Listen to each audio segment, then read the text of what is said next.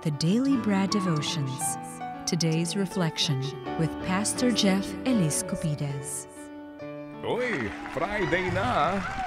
Brad Jeff, magandang Friday morning. Magandang umaga, Ted, Angela. Yeah, Friday Good na morning. Friday na. Isang araw na lang. Yes. Sabado na. Alright. O sige, so Brad Jeff, ang ating series nga sa mga panahong ito, ay tungkol sa puso. Puso. Yan. Dahil tayo nagpa-angiogram ng Lunes. Heart. Na-inspire tayo. O sige, so ngayon para po sa ating Friday edition, si Ma'am Violet Losada, inaabangan din po ito lagi, araw-araw. Si Manong Toots, as in, nakatutok dito. Kaya ito na po ang ating magandang balita from Brad Jeff. Brad? Yes, Manong Toots. Ito po ay tema ng spiritual na aspeto ng puso. Pinag-usapan nga po natin so far yung heart of worship, heart of humility o pagpapakumbaba. Kahapon po yung heart of gratitude. Ngayon maganda to, Brad Ted. Marami makaka-relate. Heart of forgiveness. Yan. Bakit ba hirap ang tao magpatawad?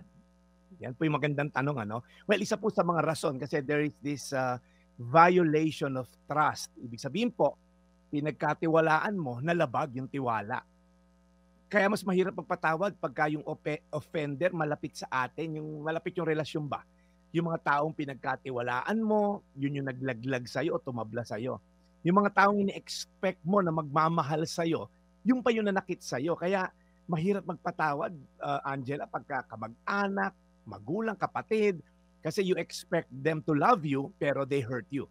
And then tayo naman na offended, we desire justice. Dapat masaktan din kayo, no? Dapat maging pantay yung ending. Kung nasaktan ako, dapat kayo rin nasasaktan. Pero ang realidad po, unforgiveness is like drinking a poison at ino-hope mo na yung kabilang partido mamatay. Habang pinatatagal po natin yung offense, lalo tayo nasasaktan. And sabi po sa Bible, maraming nagiging sakit to na dinudulot. Hindi lang emotional but also physical. Kaya po sabi ni Apostol Pablo sa Colosas 3:13, magpasensyahan kayo sa isa't isa at magpatawaran kayo kung may hinanakit kayo kanino man. Dahil pinatawad din kayo ng Panginoon. Kahit daw po tayo yung naagrabyado, tayo po yung magpasensya. Kung may hinanakit daw po tayo, magpatawaran daw tayo. Paano natin magagawa to? Una, alalahanin mo, nakatanggap tayo ng kapatawaran mula kay Jesus. Dahil po tayo may utang sa Ama sa Langit na hindi natin kayang pagbayaran, at ang sabi sa Biblia, ang kabayaran ng kasalanan ay kamatayan, impyerno. Si Jesus po ay piniling bumaba sa lupa upang magbayad ng ating mga kasalanan sa Ama sa Langit. At para po tayo ay hindi mapunta sa eternal death, bumaba siya sa lupa. At sa pamagitan po noon, yung pagpapako niya sa krus, nagkaroon po tayo ng opportunity mawala yung utang kung maniniwala tayo sa ginawa ni Jesus. Kaya po, tandaan lang po natin, buong pusong hinarap ni Jesus yung hirap at sakit upang makamtan natin yung kapatawaran ng Ama sa Langit. Dahil dyan, He expect nothing less. Kaya kung naintindihan lang po natin to na tayo makasalanan, si Jesus nagpatawad na walang hinihintay na kapalit na tipong pag mabait na si Jeff, saka na lang ako mamamatay sa krus para sa kanya. Hindi po. Ginawa niya yon out of love, and ang ating pong decision, ang ating response is to love Jesus back. At ini-expect po niya, tayo rin po ay gagawin yung ganon sa kapwa-tao. Magpapatawad, magpapasensya na walang hinihintay na kapalit.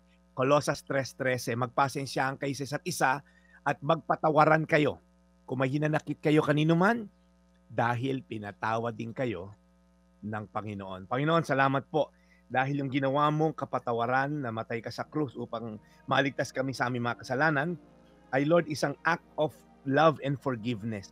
Hindi mo hinintay, Lord, hindi siya conditional. Hindi mo kami hinintay bumait bago ka mamatay sa krus. Basta, Lord, ikaw, ginawa mo ang nararapat.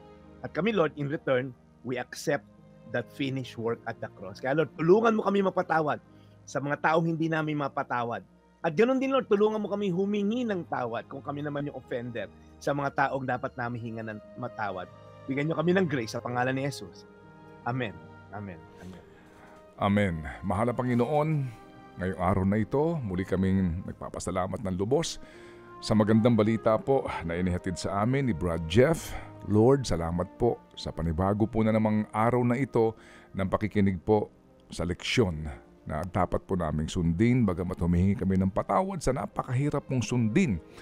Dito po sa sinasabi po ni Brad Jeff ngayon, Lord, guide us through para po sa biyaya ng magpapatawad.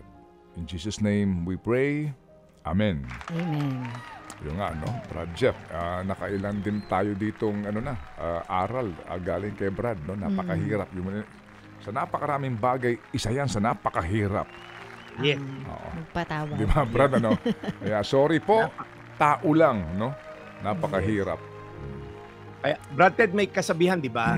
Alam mo to, yung to err is human, but to forgive is divine. Yung magkamali, kaya sabi mo, Ted, tao lang. Totoo po yan. Pag nagkamali, naka-offend, na-offend, tao lang po yan, normal yan. Kaya sabi ron, to forgive is divine. Kakailanganin po ng divine intervention para magpatawad. Kailangan natin ng Diyos. Lalo pa pag mahal mo yung nakagawa ng mali sa'yo no? Yes, Angel. Mahirap magpatawad. Meron din kasi mga pagkakataon na Brad, na ginawang ka na masama.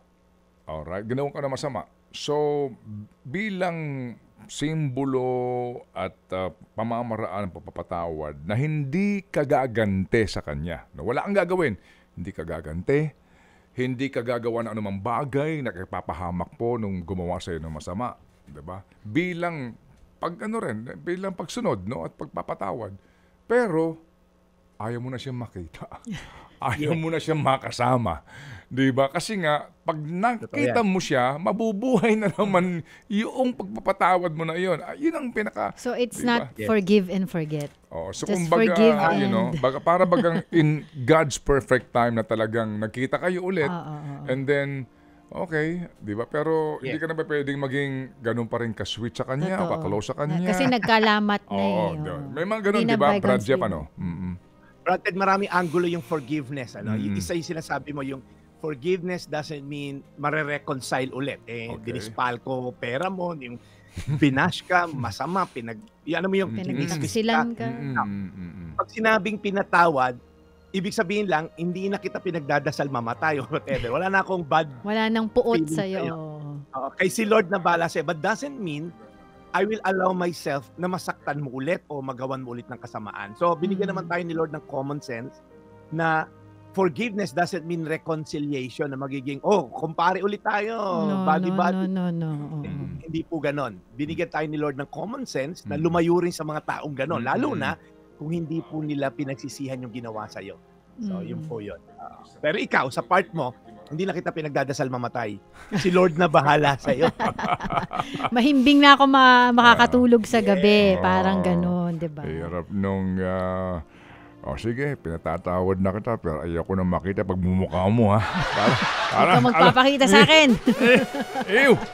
Opo. Pero sabi nila, ang pagpapatawad daw ay pagiging isang matibay na tao. Yes. Doon mo masusukat din, yung kanyang, yung tibay at yung kanyang personalidad, no? Yun nga, no? Sabi nga ni Brad Jeff kanina sa kanyang aral, ito?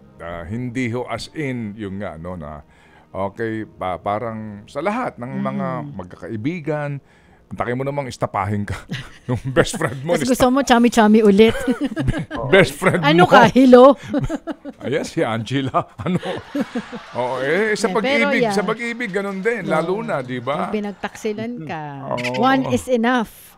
Two is too much. Ano nga yung pangatlo? Poison. Stupidity. Ulit-ulit. Anyway. Pero Pero pag nagpatawad, magaan na yung loob mo. Naman. You heal yourself. Yung pagpapatawad naman, hindi naman para sa kanya, para sa sarili mo din. It's a decision. More than emotion, Angela, it's a decision. Hindi lang siya emotion kasi madalas hindi natin feel magpatawad So it's gonna be a decision. Yan ang aral ng mga nakatatanda sa akin. Si Brad Jeff. Hindi ba? Totoo. Kasi pwede rin nga na may atraso sa'yo, may ginawa sa'yo. Walang gigigil ka pero kinokontrol mo. Pero yun nga, no? At least ngayon kilala mo na siya. And then just accept it na may ganun talaga. At manahimik na lang tayo. At kung maaari nga, just pray na kaya minsan nang dadasal ka ng bigyan ka ng haba ng pangunawa, pasensya, yun ang ibinibigay sa iyo, pagkakataon na magamit mo yun. Totoo. Tsaka dun sa mga humihingi ng sorry, pabayaan nyo muna yung nasaktan ninyo na i-nurture yung pain. Diba kasi yung iba, gusto nila pag nag-sorry, patawarin mo ka agad. Diba? Nurture the pain first. Diba tama, Pastor? Yan si Angela. Oo, papalitan ko na to si Pastor. Joke lang. Meron na akong pwedeng pumalit. Pwede na ako, Ted, mag-leave, Ted. Pero hindi na, diba? Nurture the pain. Si Angela mukhang no? Oo. May pumasok na ako sa Hindi. Angela, total naman biyernes ngayon eh. Ano? Holiday sa Monday. Sige, makikinig lang kami ngayon si Hindi na, okay na yun. Tuloy mo. Sige. Nurture the pain. Kasi diba may mga iba na gusto humingi ng patawad, tapos kinukulit nila, patawarin mo na ako, ganyan. Yun sa isang napagawan mo ng kasamaan, diba? Parang nurture the pain muna. Kumbaga, nasaktan ako, wag mo munang hingin agad yung desisyon ko na papatawarin kita. Because time heals. Yun lang. Tama naman, nurture the pain, diba? At saka ang ganda ng nagbibigay ng kanyang damdamin at saloobin at payo. Sige, tuloy mo lang, manonood lang kami. Yun lang yung sinasabi ko. Brad Jeff, Okay. Wala akong planong palitan ka, pero naisip ko lang naman. Kasi ako dati. naman ako. Sa akin din naman kasi dati nangyari na meron ako nasaktan dahil sa trabaho ko. Dinimanda ako libel eh. Sorry. Okay. Doon na umabot. Okay. Sige. Demandahan Brad, salamat sakit naman. Sakit nun Brad, salamat. I will see you Monday. Mapangahas. Brad, Ted, announce ko lang. Tomorrow po, alas 4, yung Rebuild City Church na pinapasok ko. Online po yan sa Facebook at YouTube po. Rebuild City Church, alas 4 po yan. Father's Day po yung message. And then, sa Sunday po, again, kung kaya nyo na 9:30 para makapagkape-kape tayo sa Fairmont Hotel in Makati. Ako po yung magpipreach doon sa simbahan namin doon sa on-site sa Fairmont Hotel. So, kita-kita po tayo sa Sunday kung may time kayo. Ito po ang yung Daily Brad, your daily dose of inspiration. Ted Filon at DJ Chacha. Ngayon, nasa Radyo 5, 92.3 News FM. Monday to Friday, 6 to 10 a.m.